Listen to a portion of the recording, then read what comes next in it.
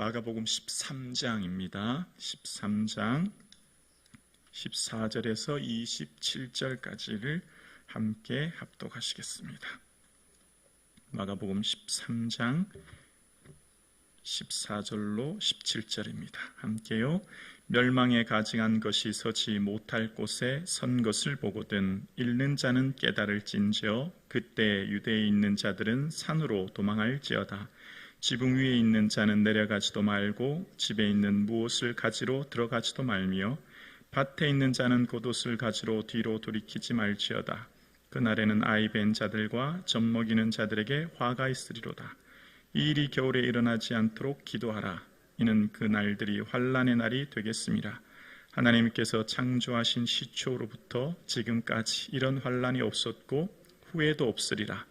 만일 주께서 그 날들을 감하지 아니하셨다라면 모든 육체가 구원을 얻지 못하였을 것이요 자기가 택하신 자들을 위하여 그 날들을 감하셨느니라.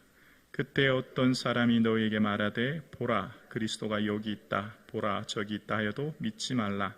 거짓 그리스도들과 거짓 선지자들이 일어나서 이적과 기사를 행하여 할 수만 있으면 택하신 자들을 미혹하려 하리라.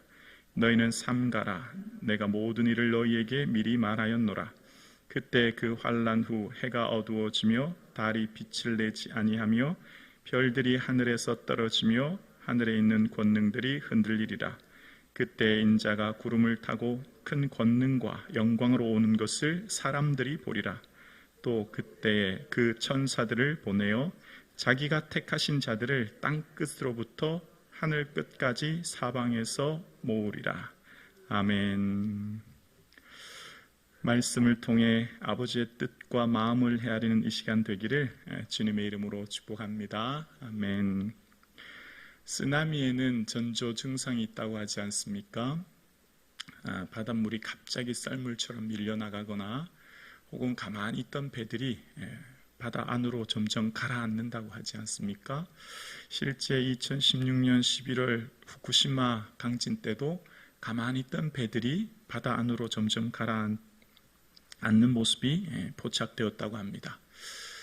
이런 전조 증상이 있을 때 사람들은 알지 못하지만 해안가에 있는 동물들은 그 파도의 진동을 다 느낀다고 하지 않습니까? 그래서 산으로 다 피해서 실제 동물들은 하나도 죽지 않는다고 합니다. 사람들만 많은 인명피해가 난다고 하죠.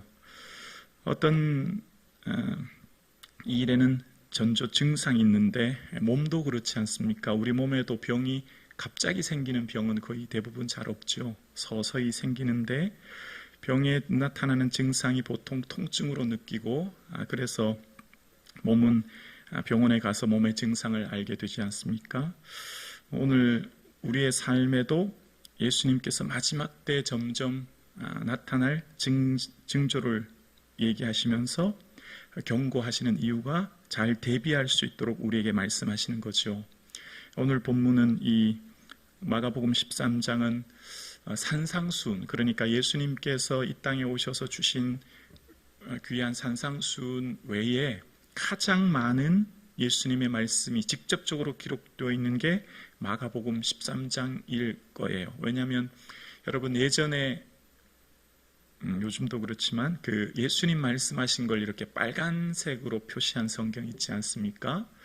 빨간색으로 표시한 성경을 보시면 넘겨보시면 아마 마가복음 13장이 가장 많은 빨간색으로 칠해져 있을 겁니다. 그만큼 예수님이 가장 많이 말씀하셨다는 것이고 그만큼 마지막 때가 얼마나 중요한지 또 얼마나 잘 준비해야 되는지 그리고 얼마나 깨어 있어야 되는지를 오늘 우리에게 끊임없이 말씀하시는 아주 중요한 말씀인 거죠. 그래서 오늘 본문은 이전에 예수님 보십시오. 정말 이 화려한 성전들 얼마나 멋집니까? 그랬더니 얘들아 돌 하나의 돌도 남지 않고 무너뜨릴 거야. 그렇게 말씀하시니까 그럼 무슨 징조가 있을 겁니까? 물었을 때 말씀하시는 이 예루살렘 멸망의 징조를 말씀하시는데요. 그러니까 오늘 읽었던 본문 27절까지는 이 징조에 대해서 말씀하시고 내일 묵상할 28절로 마지막 절까지는 시기, 언제 오시느냐에 대한 시기에 대한 말씀을 하시거든요. 오늘 본문에 그래서 14절에 예수님이 이런 말씀을 하시죠. 멸망에 가증한 것이 서지 못할 곳에 선 것을 보거든 그때 유대에 있는 자들은 산으로 도망할지어다. 멸망에 가증한 것이라고 하는 이 표현은 다니엘서 9장 27절에 600년 전에 다니엘에 선포한 예언인데요. 이때 당시 이런 예언을 하게 된 것은 기원전 168년에 시리아 지역의 왕인 이 안티오쿠스 에피파네스가 예루살렘을 침공하게 되지요. 그때 예루살렘을 침공한 이 안티오쿠스는 가장 신선한 성전, 유대인들이 가장 거룩하게 여기는 그 성전에 들어가 번제단에 돼지피를 뿌립니다.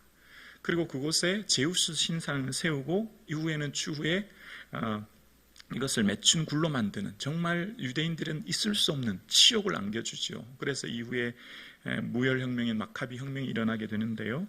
이 오늘 본문에 이런 멸망에 가증한 것은 예수님께서 앞으로 일어날 일들에 대해서 예언한 말씀인데 예수님이 살던 이 기원 후 30년이 지난 지금 예수님이 한 30년경인데요.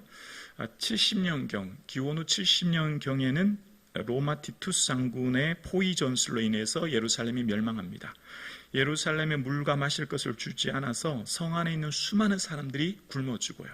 정말 끔찍한 일이 벌어집니다. 그리고 예루살렘은 비참하게 무너지고 역시 성전에 우상의 제단을 세우는 이런 끔찍한 일이 일어납니다. 그러니까 멸망에 가증한 것이 서지 못할 곳은 성전이거든요. 그렇게 이제 곧 일어날 것이니 읽는 자는 오늘 이 말씀을 듣고 깨달으라 라고 말씀하십니다. 끊임없이 말씀을 읽는 자들은 깨달으라는 거예요. 준비하라는 거죠. 그래서 그때에는 이런 일이 있을 때는 빨리 산으로 도망하라 라고 이야기합니다. 여러분 그 창세기에도 보면 소돔과 고모라 때 롯의 가족들과 함께 산으로 도망하라고 말씀하셨죠. 그러니까 지금 있을 이 일들에 대해서 피하라는 말씀을 하고 계시는 겁니다. 그러면서 나타나는 게 15절과 16절에 보면 지붕 위에 있는 자들은 내려가지 말고 다시 들어가지 말라는 거예요. 16절에 있는 자들은 밭에서 있는 자들은 겉옷을 가지러 다시 그 도시로 들어가지 말라는 겁니다. 이때 지붕은 우리나라의 이때 뾰족한 지붕과 달리 팔레스타인의 지붕은 이제 평평하게 기도도 할 수 있는 장소였는데 그 지붕에서 바로 외부로 나갈 수 있는 길이 있다고 하죠. 그러니까 빨리 그냥 피하라는 것이고 또 외투는 유대인들에게서 외투는 겨울 밤 추위를 이길 수 있는 외투가 되기도 하지만 경건의 표현이 되기도 했다고 합니다. 민수기 15장에 보면 이 겉옷에 술을 달아서 이 술을 보면서 계명을 지키라, 준행하라는 의미가 있기 때문에 그런데 지금 말씀하신 것은 외형적인 경건의 외식보다는 너희 생명이 중요하니까 빨리 피해야 된다 그런 말씀하시는 거예요. 그러면서 이제 17절에 보면 아이벤 자들, 젖먹이들에게 화가 있다라고 얘기합니다. 이때 실제 기원 후 70년 이 티투스 장군 전쟁이 일어날 때 이때 대부분의 전쟁에 끝나고 나면 전리품을 다 수고해 가지 않습니까? 그때 최고의 전리품이 여인들이었다고 합니다. 젊은 여인들이 최고의 전리품이었고 또 그 다음 어린 여인 그리고 노동력이라고 할 수 있는 남성들이 그 다음 순이었고 그 다음 제일 가치 없는 전리품이 임신한 여자이거나 어린 아이들 거의 필요가 없게 되니까 오늘 본문도 아이벤 자들 젖먹이들에 대해서 화가 있다고 얘기하는 걸 봅니다. 그리고 이때 당시 겨울은 우기였기 때문에 우기에 강물이 불어나면 도망가기 어려운고 여러 가지 어려움이 있으니까 이런 일이 겨울에 일어나지 않도록 준비하라. 그러니까 빨리 지금 오늘 본문은 이런 일이 있으면 다급하게 빨리 피해야 된다라고 하는 것을 끊임없이 얘기합니다. 마치 애굽에서 나올 때 하나님께서 마지막 이 유월절을 행하게 하시면서 발에 신을 신고 손에 지팡이를 쥐고 급히 먹어라 라고 하는 말씀 기억하십니까? 주님께서 어떤 일을 하실 때 급히 하게 하실 때가 있죠. 엘리야가 갈멜산에서 바알과 아세라 선지자들과의 대결 속에서 백성들이 머뭇머뭇합니다. 엘리야 편 들어야 될지 바알 편 들어야 될지 머뭇머뭇합니다. 그때 엘리야가 말하죠. 너희가 어느 때까지 두 사이에서 머뭇머뭇하되느냐. 하나님이면 그를 따르고 바알이 하나님이면 그를 따르라. 그렇게 말하는 것을 보게 됩니다. 믿음의 결단은 지금 즉시 바로 해야 되는 것을 말씀하는 거죠. 다음이 아니라는 거죠.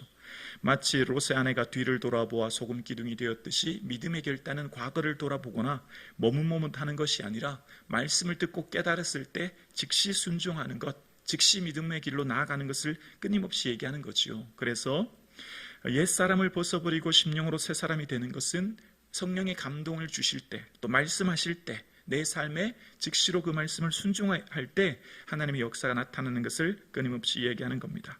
그러면서 우리의 삶 가운데 그날의 20절로 23절에 보면 모든 육체가 구원을 얻지 못하고 특히 21절과 22절에 보면 그때 어떤 사람들이 너에게 말하되 보라 그리스도가 여기 있다, 보라 저기 있다 해도 믿지 말라. 거짓 그리스도들과 거짓 선지자들이 일어나서 이적과 기사를 행하여 할 수만 있으면 택하신 자들을 미혹하려 하리라. 마지막 때가 되면 거짓 그리스도, 보통 적 그리스도라고 얘기합니다. 적이라고 하는 건 불타는 의미가 아니라 대적한다는 의미죠. 여러분, 오늘날도 대한민국에 많은 예수가 있지 않습니까? 오늘날 대한민국에도 스스로 메시아라고 하는 사람이 많이 등장하지 않습니까? 말세가 되면 이 말씀에 벗어나는 스스로를 메시아라, 예수라 얘기하는 적그리스도들, 또 거짓 선지자들, 오늘날 얼마나 많은 또 이단이 나타납니까? 어쩌면 우리가 가장 주의하고 경계해야 될 것이 저는 이단이라고 생각해요. 영혼을 노력하지 않습니까? 지옥으로 이끄는 것 얼마나 무섭고 두려운지 몰라요. 그래서 우리의 삶의 신앙생활이 성경 중심, 말씀 중심, 교회 중심 신앙생활이 얼마나 중요한지 몰라요. 그러면서 주님이 22절에 보면 택하신 자들도 미혹하는 시대가 온다라고 이야기합니다. 정말 우리의 삶에 끊임없이 우는 사자와 같이 삼킬 자를 찾는 사단은 믿는 자라도 미혹하게 하는 시대가 온다라는 것을 이야기합니다. 여러분, 이렇게 매스컴이나 인터넷에 보면 안티 크리스찬, 반기독교인들 보면 대부분 모태신앙이거나 믿다가 신앙생활에서 벗어난 사람이라는 거 알고 계시죠? 기독교에 대해서 전혀 모르는 사람이 안티크리스찬은 별로 없어요. 다 어느 정도 신앙생활 하던 사람들이 대부분 돌아서서 그런 일을 하죠. 히브리서 6장에 보면 한번 비침을 받고 하늘의 은사를 맛보고 성령에 참여한 바 되고 하나님의 선한 말씀과 내세의 능력을 맛보고 타락한 자들은 다시 새롭게 하여 회개할 수 없나니, 그런 말씀이 나와요. 그러니까 우리의 삶의 신앙생활의 이 믿음의 길을 벗어나서 한번 우상숭배, 이단 혹은 적그리스도 혹은 그리스도를 반대하는 길에 빠지면 다시 돌아오기가 얼마나 어려운지를 얘기하는 것을 보게 되었습니다. 그러니까 끊임없이 우리의 믿음을 잘 지키고 마지막 바울의 고백처럼 믿음의 경주를 완주하는 것이 얼마나 중요한지를 끊임없이 얘기하는 겁니다. 그러면서 24절에 보면 그때 환난 후에 해가 어두워지며 달이 빛을 내지 아니하며 라고 이야기합니다. 그 환난 후 성도들에게, 이 말씀은 지금 제자들에게 말씀하시는 거죠. 제자들에게 뭘 말씀하시죠? 제자라고 환난이 면해지지 않는다는 거예요. 제자의 길을 걸어갈 때 환난이 면해지고 형통한 길만 있고 시온의 도로만 열린다는 그런 의미가 아니에요. 제자이지만 환난이 있고 고난이 있고 어려움이 있다는 거. 주님은 끊임없이 제자들에서 말씀하시는 거예요. 내가 가는 길 따라오려면 환난은 겪어야 된다는 거죠. 어려움이 있다는 거예요. 반드시 그걸 통과해야 된다는 겁니다. 그럴 때 이 오늘 본문의 말씀은 이사야서 13장 10절을 인용하는 건데요. 별이 떨기가 빛을 내지 않으며 해가 돋아 어두우며 달이 그 빛을 비추지 않을 것이다 라고 얘기하는 것입니다. 그날에 이런 어둠의 일이 있을 것이라는 거죠. 왜 그럴까요? 마지막 때 이제 새하늘과 새 땅이 되면 요한계시록 22장 5절 말씀처럼 등불과 햇빛이 쓸데없으니 이는 주 하나님이 그들에게 빛이심이라. 참된 하나님의 빛이, 하나님이 우리에게 빛 되실 것임을 말씀하시는 것이고, 그리고 이제 우리 주님께서 이제 구름 타고 오신다는 것, 영광 중에 오신다는 것. 구름이라고 하는 것은 영광이죠. 모세도 영광, 구름 중에 하나님을 배웠고, 그러면서 우리 27절 말씀은 함께 읽어보실까요? 27절이요. 함께요. 또 그때 그 천사들을 보내어 자기가 택한 자들을 땅 끝으로부터 하늘 끝까지 사방에서 모으리라. 아멘. 사단은 택한 자들도 넘어뜨리려고 합니다. 그래서 우리의 믿음을 지키는 게 중요한데요. 오늘 본문에 예수님께서 택하신 자들을 땅끝에서부터 하늘끝까지 사방에서 모은다라고 말씀하세요. 예수님께서는 끊임없이 마지막 때가 되면 나뉘어지고 마지막 때가 되면 내가 다시 와서 알곡은 모아 곳간에 죽정이는 꺼지지 않은 불에 넣게 될 거야. 내가 오면 천사들과 함께 올 때 모든 민족을 모으고 각각 구분하여 양과 염소를 구분하고 양은 오른쪽에 염소는 왼편에 둘 것이다. 내가 올 때에 기름을 준비한 슬기로운 5 처녀와 기름을 준비하지 않은 미련한 처녀로 나뉘어질 거다. 주님이 끊임없이 얘기하는 게 뭘죠? 알곡과 죽정이, 양과 염소, 기름을 준비한 슬기로운 처녀와 그렇지 않은 처녀로 끊임없이 말씀하시는 거예요. 뭘 말씀하시는 거죠? 깨어 기도해야 된다는 거예요. 주님이 오시면 반드시 나뉘어지고 주님이 오시면 심판하게 된다는 겁니다. 이건 누구에게 말씀하시는 거예요? 교회 공동체 안에 말씀하는 것입니다. 로마인들이나 이방인에게 말씀하는 게 아니에요. 지금 이 말씀은 제자들에게 말씀하는 거예요. 교회 성도들에게 말씀하시는 거죠. 오늘 우리에게 말씀하시는 거예요. 그러니까 우리의 삶 가운데 예수님을 믿고 이 믿음의 길을 완주하는 것, 끝끝내 그 길을 가는 것, 주님 오실 그날까지 우리의 믿음을 잘 준비하는 것 얼마나 어려운 일인지, 앞으로 닥칠 그 환난이 얼마나 큰지, 그래서 우리의 삶에 끊임없이 깨어있어 기도하여 이 제자의 길을 걸어갈 수 있도록 주님은 오늘도 말씀하시는 거죠. 함께 예배드리시는 사랑하는 성도님, 우리의 믿음의 이 길 잘 완주할 수 있기를, 제자의 길을 끝까지 포기하지 않고 갈 수 있기를 주의 이름으로 축원합니다. 이 마지막 말세의 시대에 자기를 사랑하며 하나님을 자기를 사랑하며 돈을 사랑하며 각각 우상 숭배하는 이 시대에 우리의 믿음, 주님 오시는 그날까지 고난과 고통과 어려움, 환난과 눈물의 삶이 있을지라도 끝끝내 이 길을 완주할 수 있는 저와 여러분 되실 수 있기를 주님의 이름으로 축원합니다.